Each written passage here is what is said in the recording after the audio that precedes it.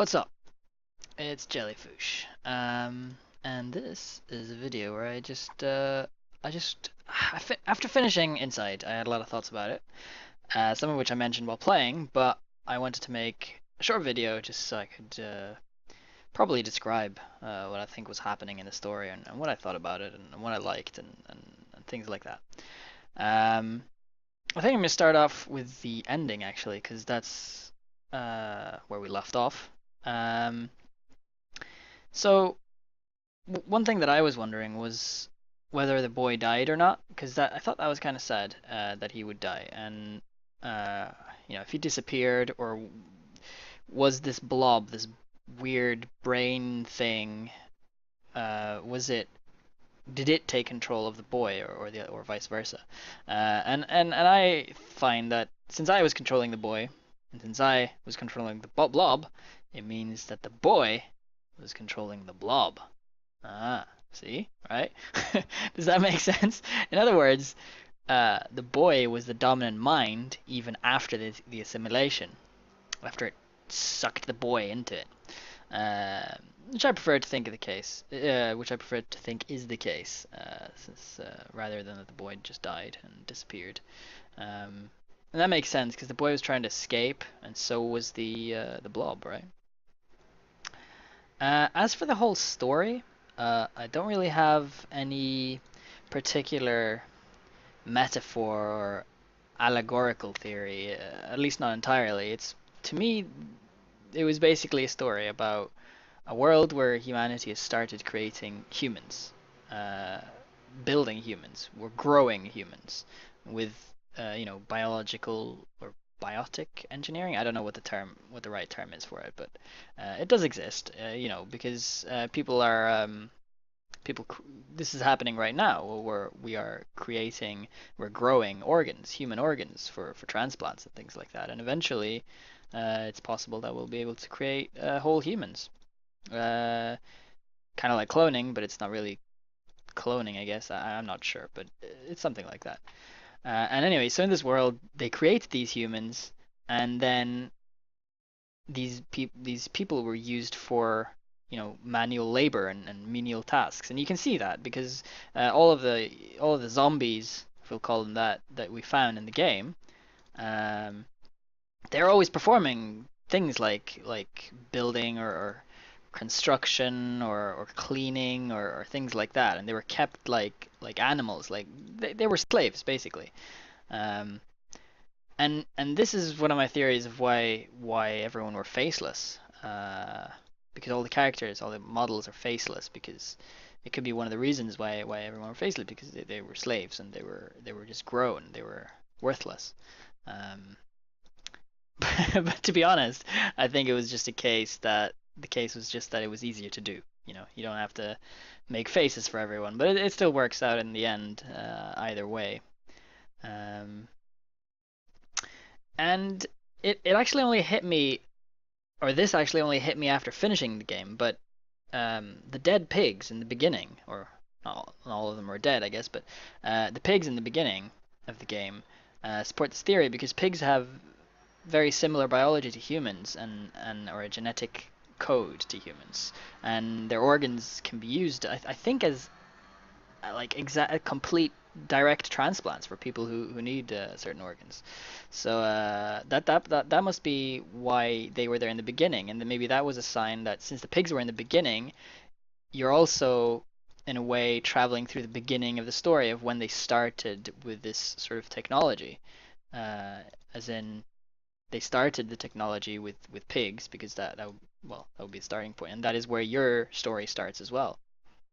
Um, I don't understand what the worms were. That fucking worm we just pulled out of the pig's ass. That was fucking disgusting. But uh, I'm not sure what those were because maybe they were used. I mean, the worms sort of come out of nowhere. It doesn't exist. But maybe those worms were used to create those mind control caps or whatever the hell those things were. Um, and the hairy water creature was oh god, I hated that thing. That was probably another sort of failed experiment. that had somehow escaped. That still doesn't explain why it kills you if it catches you, but because it kills you when it catches you at first, and then when you get caught in the end by it, you're just randomly given the ability to breathe underwater through that cable on your stomach, or maybe it's on your lungs or whatever. But I don't understand why you were given the ability to breathe underwater. That was strange. But all of this to me leaves. I mean, there are other things. There's like the mind control. Well, we've spoken about that. But then there's the gravity thing. They were doing a lot of research on gravity, and there was a lot of weird science fiction stuff there, which was pretty cool. But I don't see how it fit into the larger picture of things. Um, so I suppose in the end that the potential or possible allegorical meaning to me is very basic, and it's simply about the dangers of the unchecked development of science, or at least the unchecked application of science. Um, but the biggest mystery in the end for me, ironically, was the boy himself, because it's he that that's who you're closest to throughout the game. And honestly, I think it's a testament to the developers that you grow attached to this kid despite him never having to speak or really, do anything that would convey a personality. But it's simply through the incredible animation that everything in the game comes to life in a unique way. And I think that, I don't know, maybe that's reaching, but I would argue that if you animate something really well, and then just through the body language and through the way this character or thing moves, you gain a little insight into its personality, maybe, or at least yeah, something like that. That's what I thought it did anyway. I thought the animation in this game was fantastic. Um, but anyway, so maybe he ran away from home, or maybe he was part of the experiments, but I somehow doubt that due to the fact that due to the clothes he was wearing. Because you didn't see any zombie. Well, first of all, you didn't see any zombie children, but you didn't see any zombies with clothes like the boy had either. So that's a bit strange. Um, he was maybe part of a family, and then he just ran away, but that wouldn't explain why the you were being shot at on sight.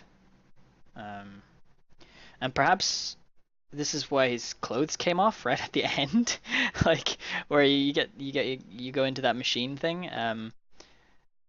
Maybe that's to show that even if we create people, we would still be the same as them. Oh, yeah. This is I'm getting real deep here, but like I think that maybe it's to show that we're all just human, and whether we grow people or not, they would in the end be the same as us. So maybe that's a bit of a statement. I don't know. That's just my interpretation. It could be that.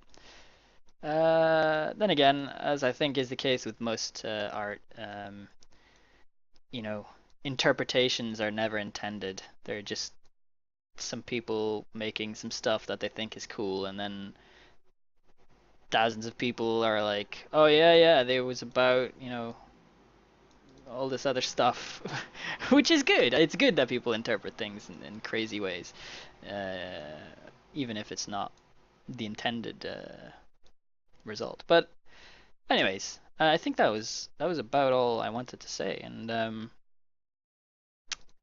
yeah, thanks for listening. And if you have any of your own thoughts about the game, leave a comment because I would love to hear it. And have a good one. See you later. I don't know why I'm talking like this. See ya.